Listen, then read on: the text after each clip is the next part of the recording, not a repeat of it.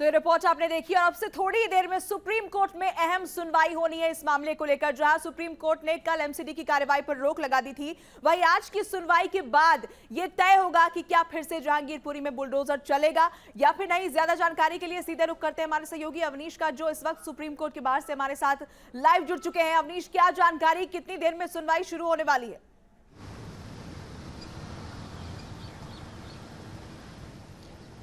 पूजा 11:30 बजे के बाद कभी भी ये मैटर मेंशन हो सकता है। लिस्टेड है 10 नंबर पर और ये माना जा रहा है 11:30 से 12 के बीच में इसमें सुनवाई शुरू हो जाएगी। जस्टिस एलन राव और जस्टिस BR गवई की जो बेंच है, डबल बेंच है, वो इसको सुनेगी। यहाँ हम आपको बता दें कि यहाँ 2 याचिकाएं दाखिल हैं जमीयत उलेमाए हिंद की तरफ से।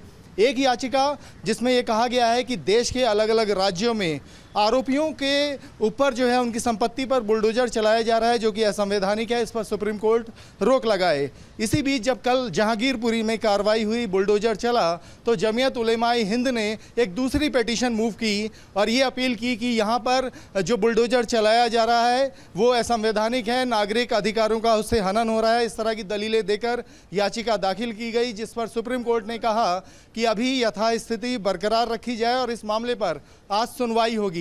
तो जब 11:30 या 12 बजे के आसपास इस पर सुनवाई होगी तो ये तय होगा कि जहांगीरपुरी का बुलडोजर अभी आगे चलेगा या नहीं चलेगा। लेकिन एक जो दूसरी याचिका है वो बेहद अहम है, उस पर विस्तृत सुनवाई की मांग की गई है कि जो देश के अलग अलग राज्यों में आरोपियों और अपराधियों के खिलाफ बुलडोजर चल रहा है उसको लेकर जिस तरीके के आरोप लग रहे हैं या उसके पक्ष में बातें कही जा रही हैं, उस पर विस्तृत दलीलें दी जाएंगी हर पक्ष की तरफ से। और जहांगीरपुरी वाला मसला इसलिए अहम है कि ये माना जा रहा है कि सरकार अपना पक्ष रखेगी, क्योंकि एमसीडी का ये कहना है कि कल का जो एक्शन था वो अवैध अतिक्रमण के खिलाफ था, किसी की रिहाइश को उजाड़ा नहीं गया।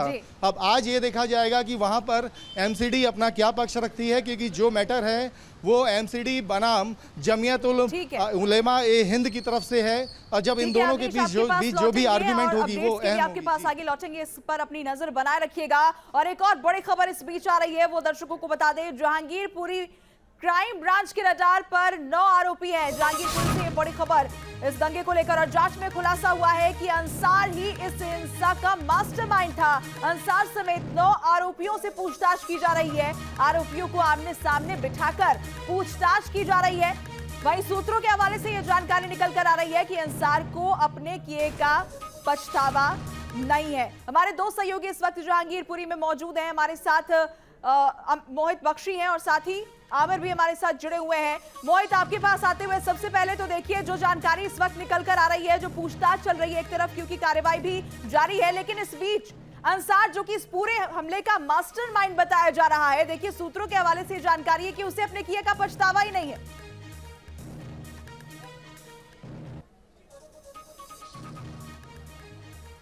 देखिए पूजा, इस बात की पुष्टि तो उस तस्वीरों से भी हो जाती है जिसमें वो पुष्पा स्टाइल का जो एक तरीके से एक्शन करते हुए नजर आया था कोर्ट के बाहर। तो उसको पछतावा क्यों होगा, पछतावा है ही नहीं, ये सामने साफ दिख रहा था। लेकिन जिस तरीके से अब पुलिस सख्ती कर रही है तो जरूर उसको पछतावा होगा कि उसने ये गलती क्यों की, क्योंकि लगातार जो पुलिस है वो सख्त होती जा रही है। और जो तमाम राज हैं अंसार के, चाहे वो बंगाल से जुड़े हों, चाहे उसकी अवैध उगाई से जुड़े हों, या चाहे उसके अवैध जो उसने पैसा कमाया उससे जुड़े हों, तमाम चीजें जो हैं वो पुलिस सामने लाने वाली है। क्राइम ब्रांच पूरी जांच में जुटी हुई है। उसी जांच से पता लगेगा कि आखिर कैसे ये पूरी घटना को उसने अंजाम दिया, किसने उसे फोन किया था। उस फोन कॉल की भी जांच जो है वो की जा रही है। इस तरीके की स्थिति जो है वो अभी नजर आ रही है। लेकिन सबसे अहम यही है कि अंसार ने जो ये पूरी साजिश अगर रची है तो फिर उसमें और कौन कौन शामिल है ये बहुत ज्यादा अहम हो जाता है। जी ठीक है मोहित, लौटेंगे आपके पास। इस बीच एक और बड़ी खबर आपको बता रहे हैं, आरोपी सलीम पर भी एनएसए लगाया गया है। जहांगीरपुरी हिंसा का मुख्य आरोपी है सलीम। आपको बता दें कि हिंसा के दौरान सबसे ज्यादा सलीम एक्टिव था। रिपोर्ट के मुताबिक ये जानकारी सामने आई है। सलीम के भाई सोनू ने जहांगीरपुरी में गोली चलाई थी। तो इस वक्त की ये बड़ी खबर आपको बता रहे हैं सैयद आमिर, हमारे सहयोगी जहांगीरपुरी से हमारे साथ बने हुए हैं। आमिर, देखिए लगातार एक एक करके कड़ियां खुलती जा रही हैं और एनएसए की धारा भी बढ़ाई गई है। सलीम पर भी एनएसए लगाया गया है। लेकिन इस बीच एक दिन बाद क्या हालात है जहांगीरपुरी में, जहां पर आप मौजूद हैं, जहां कल बुलडोजर चला था और आज सुप्रीम कोर्ट में अहम सुनवाई, उसके बाद एक बार फिर बुलडोजर वहां दौड़ सकता है। बिल्कुल दौड़ सकता है। और आपको बताएं कि ये जो एमसीडी का कहना था, साफ तौर पे उसने कहा कि एमसीडी का कि जो अवैध अतिक्रमण है वहां पे जो फैला हुआ है, जो तस्वीरों में भी सामने आया, उसको लेकर के कार्रवाई की गई। आपको दिखाते हैं वो फिर से तस्वीरें जो अतिक्रमण हटाने के समय में की गई थी। आप देख सकते हैं ये तस्वीर जहां पर बुलडोजर चलाया गया था। इस समय यहां पर देखिए क्या स्थिति है जहां पर बुलडोजर चलाया गया। ये पूरा इलाका जो था वो अतिक्रमण इस पर फैला हुआ था। यहाँ के स्थानीय लोगों से हमने जब बातचीत की, खासतौर पे जब यहाँ के काम करने वाले लोगों से बातचीत की जिन्होंने अतिक्रमण फैलाया था, उनका कहना था कि काफी लंबे समय से हम यहाँ पर काम कर रहे हैं। तो सवाल ये खड़ा होता है कि क्या बहुत लंबे समय से अतिक्रमण यहाँ फैला हुआ था? इसके पीछे जिम्मेदार कौन कौन है वो जांच के बाद पता चलेगा। लेकिन एक बार फिर से बुलडोजर आ सकता है। और ये पूरी लाइन आपको बता दें जो सी ब्लॉक की लाइन है, सी ब्लॉक की लाइन पे, और इसके अलावा ये जो रोड है, इस रोड पर जो मस्जिद वाली और मंदिर वाली रोड है, इस पर भी काफी बड़ी संख्या में बुलडोजर चला था और अतिक्रमण को हटाया गया था। सवाल ये खड़ा होता है कि आज अगर सुनवाई के बाद सुप्रीम कोर्ट ये कहता है जो कि अवैध तरीके से अतिक्रमण फैलाया गया है जहांगीरपुरी में, उसको हटाया जाए, तो दोबारा बुलडोजर यहां पर आकर के काफी लंबे समय तक रुक सकता है, क्योंकि काफी ज्यादा अतिक्रमण है पूरे जहांगीरपुरी में। जगह जगह पर जो है कबाड़ का काम यहां पर होता है। बड़ी संख्या में आप देख सकते हैं कि पूरे के पूरे रोड पर जो है तैयारियां आप वहां पर देख पा रहे हैं। वहां पर फ्लैग मार्च आज भी किया गया, क्योंकि और साथ ही साथ वहां पे सुरक्षा के कड़े इंतजाम देखने को मिल रहे हैं। क्या तस्वीरें निकल कर आ रही है जहांगीरपुरी से?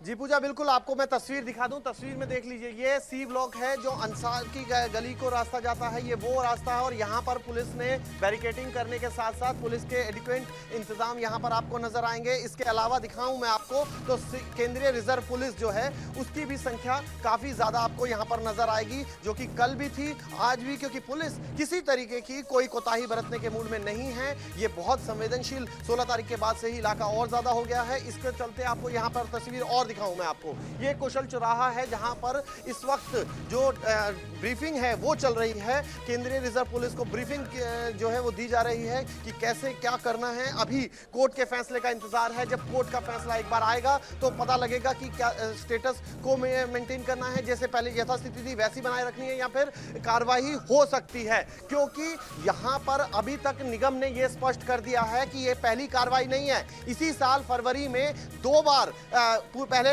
इन लोगों ने कार्रवाई की, उसके बाद अप्रैल 11 तारीख को भी इसी तरीके की कार्रवाई की थी। क्योंकि अतिक्रमण हटाना है, किसी जो रोड है, जो सरकारी रोड है, उस पर जितना भी अतिक्रमण हो रखा है, अवैध रूप से कब्जा हो रखा है। अब मैं आपको ये सड़क दिखा देता हूं। इस सड़क को देख लीजिए, ये सड़क आपको यहां पर अब तस्वीरों में जितनी चौड़ी नजर आ रही है, इसका आधा हिस्सा अतिक्रमण का शिकार था। जहां ये बीच में ठीक पुलिसकर्मी खड़े हैं, यहां से लेकर सिर्फ एक ही हिस्सा जो है वहां पर सड़क पर परिवहन सेवा चल पा रही थी। बाकी सारा कब्जा जो था वो अवैध कबाड़ से घिरा हुआ था, अवैध रिक्शे यहां पर खड़े होते थे। लेकिन अब इसको कल के बाद खाली कराया गया है, क्योंकि पुलिस बहुत अच्छी संख्या में उनको मिल पाई, निगम का कहना था। वरना जब भी ये लोग आते थे, इनका कहना था इन पर एक्शन होता था, इन पर कहा जाए विरोध होता था, उन पर मारपीट, गाली गलौज, इस तरीके की स्थिति हो जाती थी। इसलिए ये सब किया गया है। और अब आप तस्वीर देख लीजिए, यहाँ ये जो आप तस्वीर देख रहे हैं, ये कुशल मार्ग है, कुशल सिनेमा का ये जो रोड है, यहाँ पर भी अतिक्रमण का पूरी तरीके से हो रखा था। और आप देखिए ये नाला जो आपको नजर आ रहा है घर के बाहर, इसको पूरी तरीके से ढक दिया गया था। जो पेमेंट होता है उस तरीके से रास्ता बना दिया गया था। बना रखिएगा इस खबर पर। तो एक तरफ जहांगीरपुरी की तस्वीर आप देख रहे हैं, और एक बड़ी खबर आपको बता देते हैं, जहांगीरपुरी में आज फिर मस्जिद जाएंगे असदुद्दीन ओवैसी। ओवैसी को कल मस्जिद जाते वक्त रोका गया था। वहीं ओवैसी की तरफ से यह कहा गया है कि बीजेपी और आप मिलकर इसमें राजनीति कर रही है। तो ये बड़ी खबर आपको बता रहे हैं, राजनीति भी एक तरफ तेज हो चुकी है। असदुद्दीन ओवैसी एक बार फिर आज मस्जिद जाने की कोशिश करेंगे। हमारे संवाददाता ने असदुद्दीन ओवैसी से खास बातचीत की, क्या कुछ उन्होंने कहा, सुनवाते हैं आपको। हिंसा के बाद बुलडोजर चला और हमारे साथ एमआईएम के चीफ असदुद्दीन ओवैसी साहब खास बातचीत के लिए मौजूद हैं। आप विजिट करने गए थे, सवाल भारतीय जनता पार्टी और आम आदमी पार्टी उठा रही कि राजनीति कर रहे हैं। राजनीति तो वो लोग कर रहे हैं ना, उन गरीबों के टूटे हुए घर पर और उनकी कारोबार को जो रोड पर उनको ला लिया। आप राजनीति कर रहे हैं, विजिलेंटी जस्टिस कर रहे हैं। राजनीति आप सेलेक्टिव कर रहे हैं ना, आप ही ने तो ये सब तमाशा किया। अगर जिस प्रोसेशन में परमिशन नहीं है आपने अलाउ क्यों किया? पुलिस खड़ी हुई है, तलवारें साथ में हैं, हथियार हैं, कट्टे हैं, राम के नाम का जुलूस है। राम का तो लिहाज रख लेते कम से कम। आप मस्जिद के सामने झंडा लगाते हैं, वहीं से गड़बड़ शुरू हुई। कौन राजनीति? आप तो राजनीति कर रहे हैं। राजनीति ये है कि आप पार्टी को वोट मिला, आज आप मुंह नहीं खोल सकते। मुख्यमंत्री मौन व्रत में बैठे हुए हैं, उनके पार्टी के स्पोक्सपर्सन कहते हैं कि इलाके में बांग्लादेशी रोहिंग्या हैं। कितनी बेशर्मी से झूठ बोल रहे हैं। आप तो मजे ले रहे हैं उनकी बर्बादी को देखकर। इतने एमएलएज आपके हैं, क्यों नहीं गए वहां पर? आप जाइए, उनका हाथ पकड़िए, पीड़ा देखिए उनकी, मालूम होगा आपको। हमको छोड़िए, आप जाकर देखिए ना। आप तो 2020 में जब दिसंबर में प्रोग्राम हुआ आप नहीं गए, आप गांधी समाधि पर जाकर बैठ गए जब दिल्ली जल रहा था। आज भी वैसी कर रहे हैं आप। ऐसे वक्त पे आपको जाना चाहिए। आपको लगता है बीजेपी लगातार ये सवाल उठा रही है? क्यों नहीं जाएंगे भाई, क्यों नहीं जाएंगे? हम जाकर देखे उस मस्जिद में कि कैसे मस्जिद के सामने बुलडोजर लगा दिया गया, बाजू मंदिर है, बुलडोजर नहीं गया। वो लोगों से मुलाकात की जो रो रो कर हमको बता रहे थे कि हमारी रोजगार, हमारी जिंदगी उन छोटे छोटे दुकानों पर चलती थी। और दिल्ली में बड़े बड़े घर हैं, 30% अनऑथराइज लोग रहते हैं। तोड़ेंगे उनको? आप नहीं तोड़ेंगे। उनका जुर्म यह है कि वो गरीब हैं, ऊपर से और एक जुर्म है कि मुसलमान है। हाँ, यकीनन उसमें हमारे हिंदू भाइयों की भी दुकान तोड़ दी। क्यों तोड़ रहे आप? क्या आपने नोटिस दिया उनको? आप होते कौन है भाई किसी को क्रिमिनल डिसाइड करने वाले? कोर्ट किस लिए है? संविधान किस लिए है? आप सबको बंद कर देंगे क्या? आप जज, जूरी, एग्जीक्यूशनर बन जाएंगे? लेकिन वो कह रहे हैं कि अवैध निर्माण था, इस वजह से हमने कार्रवाई की है और सब पे कार्रवाई। अवैध निर्माण आपको अभी याद आया? 6 दिन पहले याद नहीं आया?